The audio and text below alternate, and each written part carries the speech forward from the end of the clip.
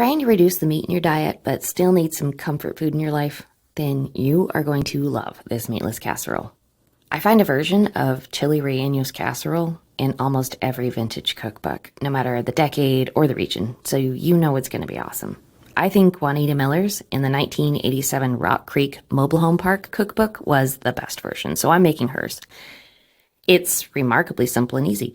Just combine half and half, flour and eggs, then layer cheese and green chilies in a casserole dish. Chili Rellenos traditionally uses poblano peppers, but it's not like this is a traditional Mexican recipe, and I couldn't find canned poblano chilies anywhere. So just use whatever mild, preferably fire roasted, canned whole peppers you can find.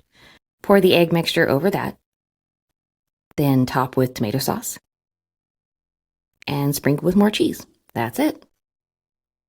The egg mixture bakes up like a fluffy frittata, and with all that gooey cheese, I promise you'll never miss the meat. I topped mine with salsa and sour cream. There's a really good reason everyone had their own version of this spicy, comforting casserole. It's delicious.